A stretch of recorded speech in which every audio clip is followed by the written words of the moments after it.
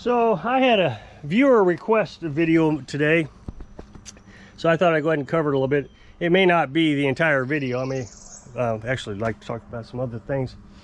First thing I'd like to mention is somebody's going to complain that I need to cut my grass. I agree. This is the first day that it has not rained in probably a week and a half. So tomorrow's Sunday. I'll probably cut grass tomorrow, but just by the solar panels, it's a swamp. I mean, you would just spin, even with the chains on it.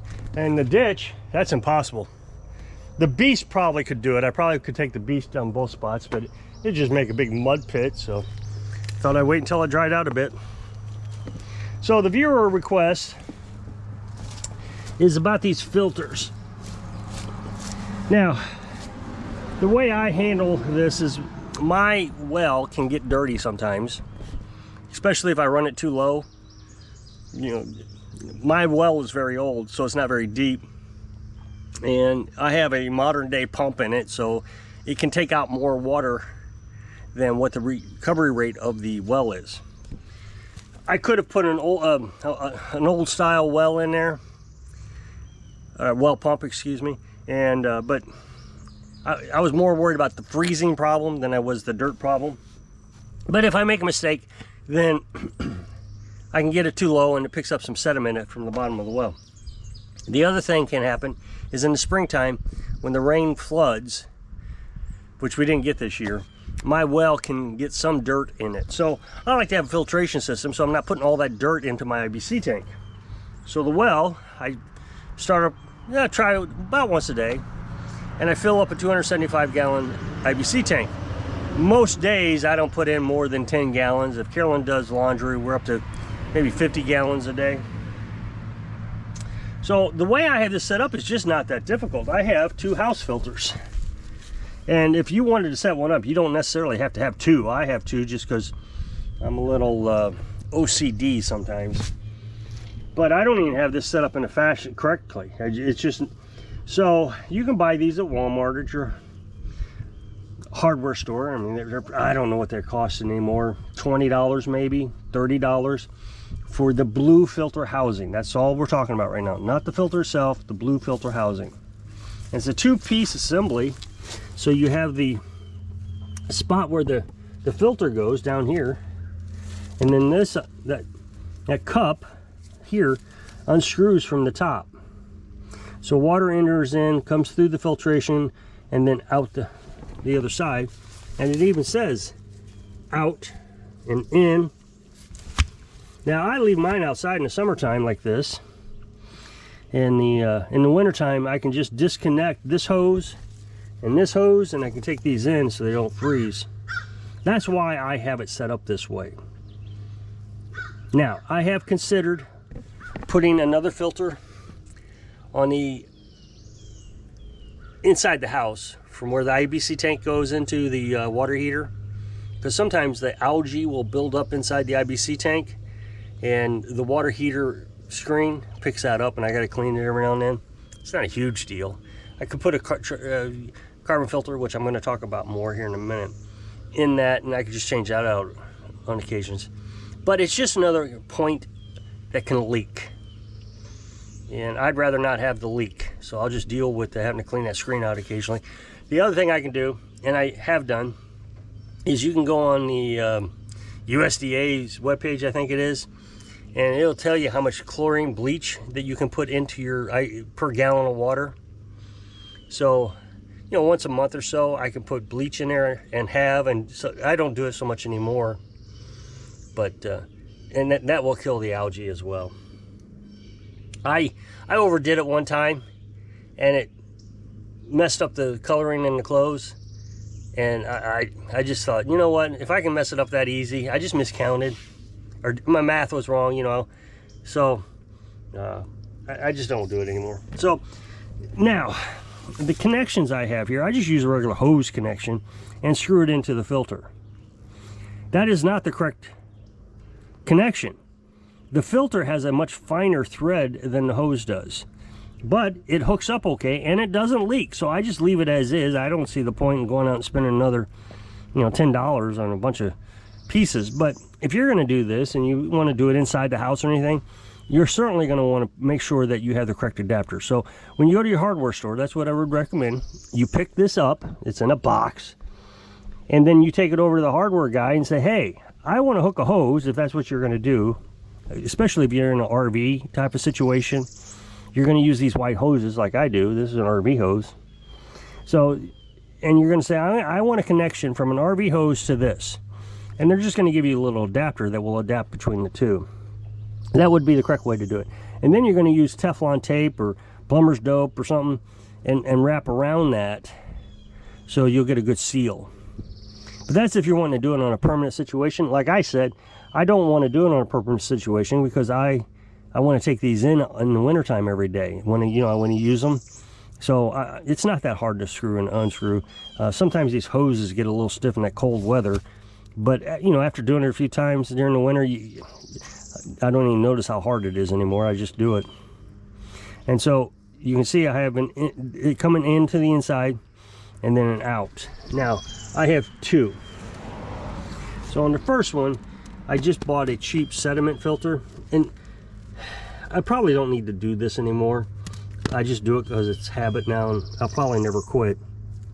But my thinking is I have one to pick up the sediment. This is I don't know, 5 microns, 10 microns. I don't know. Let's see what this one says. They're the same, whatever they are. Effective 95%. It doesn't say. 10 by 2.5 active carbon. I don't know what micron level it is. Anyway, it's either 5 or 10. I can't remember. This one doesn't say either.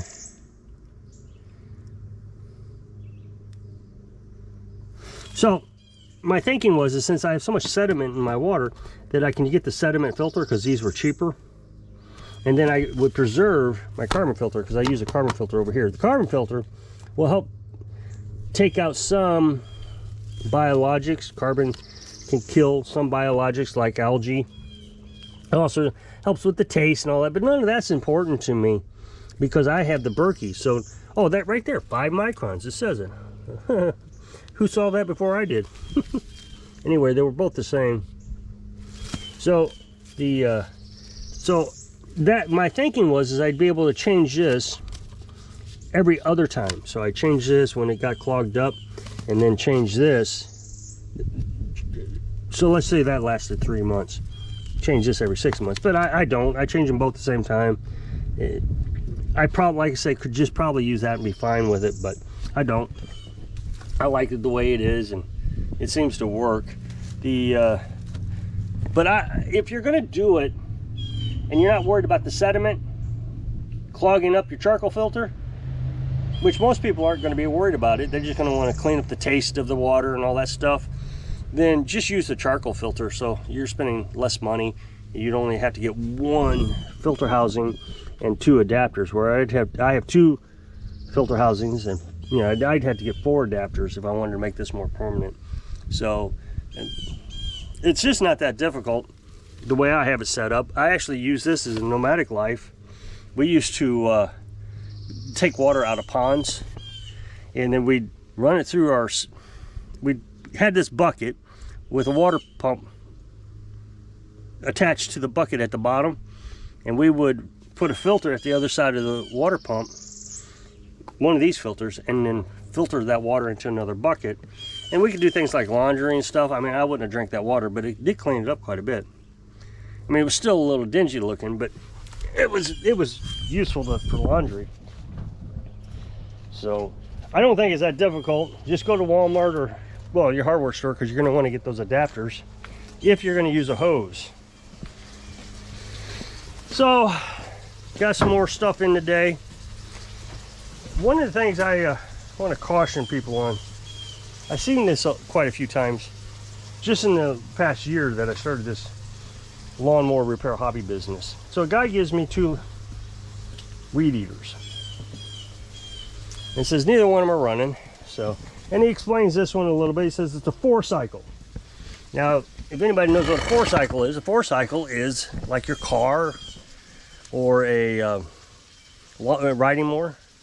It uses regular gas, has an oil tank on it and everything. So when you look at this one, it does. There's your oil. So that means on this weed eater, you do not have to use 2-cycle oil.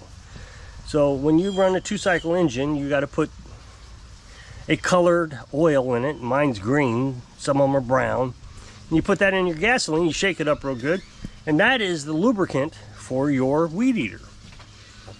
But with this one, it has valves, and so you got to use oil to keep it lubricated. Some people seem to think that there's an advantage to having this very expensive piece of equipment. The advantage they seem to think it is they don't have to mix oil into their gasoline. I don't see what big deal that is. I mean, you buy these little containers and you buy yourself a gallon gas can, you pour the container into the gas can, you fill it up, and that's your gas for that particular engine. I just don't see it as a big deal. But some people like these, and that's fine. I mean, they're harder to work on and they're more expensive. So this guy thought he had 2 weed eaters that were 4-cycle. And he says, so this one over here was running just fine. I'm running it along and it just died. Lost power and died. Don't know what happened. So he says it's 4-cycle. There's no place to put oil. None. It's 2-cycle. And yeah, you can easily tell the difference. When you take the spark plug out, you can see the exhaust port, whereas a 4-cycle is going to have valves. You don't have an exhaust port in the cylinder. So I took the spark plug out. I looked at the cylinder wall and it was just scored terribly bad. So he ran it for maybe, I bet, not even 5 minutes, and it just tore it up. So I'm not just not a big advocate of these 4-cylinder weed eaters. They operate, that's the problem, they operate like a 2-cycle. Same basic carburetor design, same basic shape, same basic everything. It's got the priming bulb, and so it's easy to get confused. Easy to get confused. I could see a mechanic coming up to this, not even considering that it's a 4-cycle, and put 2-cycle gas in it, which would not hurt it badly.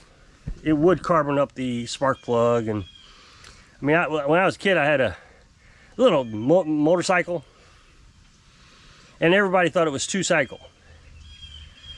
Well, apparently it wasn't, because as a child, I didn't know the difference, and I just wanted to put gas in my motorcycle, my little motorbike, what did we call it? Mini bike, I think they called it a mini bike. So I was out of gas. You know, Dad said use this, so I was out of gas. So I went over to the lawnmower area and picked up the gas can, put it in. I bet I ran that thing for 2 or 3 months with regular gas, so it didn't need 2-cycle gas, but everybody thought it did. But it also needed oil, so it definitely wasn't a 2-cycle.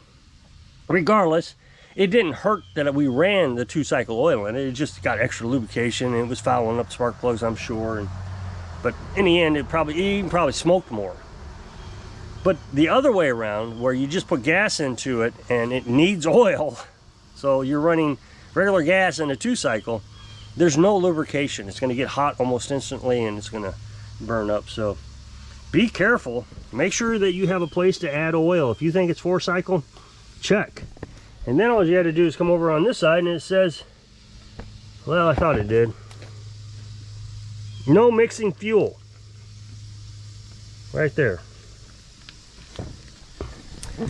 Again, I'm not a big fan of it because it can cause too much confusion. If you don't know what you have, and the other thing is you know, if you're on a crew, a lawn mowing crew, and you've got one of these things, and your crew gets confused, they may end up burning up all your weed eaters and leaf blowers because they're putting the wrong gas in it. You almost have to color code everything. You know, stickers on your lawnmower, on your gas cans, and on your weed eaters. Blue equals 2-cycle or something, I don't know. So, and that's another thing, I've seen that happen. Guy brought over some weed eaters last year and they were all tore up, and he said, well, I guess my guys put the wrong gas in it. Or your kids, or like I did with my motorcycle. Had I had a 2-cycle, I would have messed it up. I didn't know. So just be aware of that. So if you'll click this up next box, it'll take you to a video over on my other channel. So I hope I can inspire you to fix your water system. Sing of your dreams. Thanks for watching.